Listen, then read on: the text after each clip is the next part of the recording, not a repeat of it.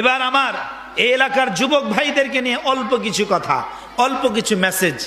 এদিক থেকে দুইজন যুবক ভাই হাঁটতে লাগলো, হুজুরের কথা শোনা যাবে না। যুবক ভাই মহামূল্যবান সময় পার করছেন, যুবক ভাই মহামূল্যবান সময় পার করছেন। একবার সুবহানাল্লাহ বলুন, ৭৭ বার সুবহানাল্লাহ বলার সওয়াব পেয়ে যাবেন। 2 রাকাত নামাজ পড়ুন, ৭৭ রাকাত নামাজের সওয়াব পেয়ে যাবেন। একটা হরফ পড়ুন, ৭৭টা হরফ পড়ার সওয়াব পেয়ে যাবেন। কারণ আপনি যুবক, আপনার দিকে আল্লাহ বেশি খেয়াল রাখে। সুবহানাল্লাহ পড়বেন না? একজন বৃদ্ধর দিকে আল্লাহ তাআলা অতটা কি করে না, খেয়াল করে না।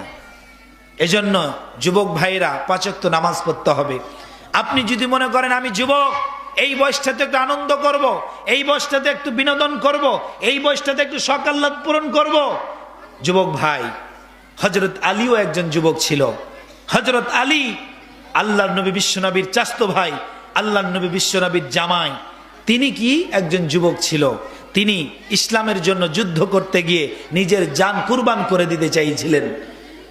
হযরত উমর, হযরত উসমান, হযরত আবু বকর রাদিয়াল্লাহু তাআলা আনহু, তিনারা ইসলামের জন্য রক্ত দিয়েছে, জান দিয়েছে, মাল দিয়েছে।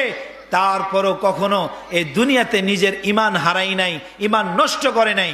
এজন্য যুবক ভাইরা এত মহামূল্যবান সময় পার করছেন। আসুন আমরা হযরত আলীর মতো কি হই, ঈমানদার যুবক হই। 5 ওয়াক্ত নামাজ পড়বো ইনশাআল্লাহ। যুবক ভাইরা 5 ওয়াক্ত নামাজ পড়বো ইনশাআল্লাহ।